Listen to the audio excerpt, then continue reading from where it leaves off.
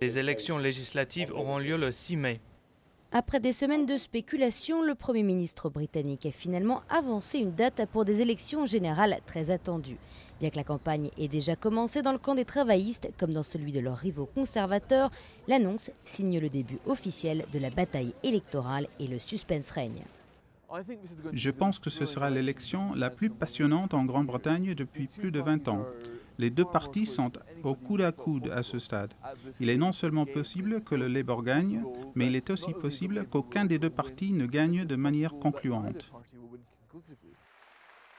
Le combat sera mené principalement sur le front de l'économie.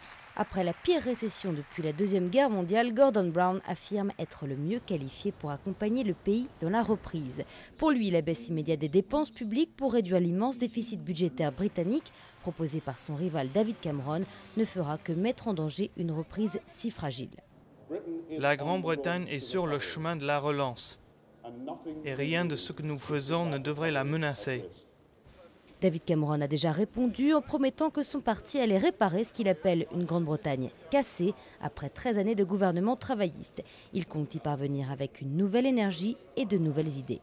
Quel que soit le gagnant, il devra gérer un déficit public estimé à 167 milliards de livres sterling cette année, soit près de 190 milliards d'euros, une économie fragile, ainsi qu'un Parlement dont la réputation a été sévèrement écornée par le scandale des notes de frais des députés. Le vote sera un mélange de personnalité et d'économie. Qui a l'air le plus fiable et responsable pour remettre d'aplomb l'économie dans une période difficile? La bataille entre les deux principaux partis est donc tendue et pourrait profiter au troisième parti, celui des libéraux démocrates. Si ni les conservateurs, qui mènent pour l'instant dans les sondages, ni les travaillistes n'arrivent à s'assurer assez de votes pour une majorité, les hommes de Nick Clegg pourraient alors jouer un rôle important dans la formation d'un gouvernement de coalition.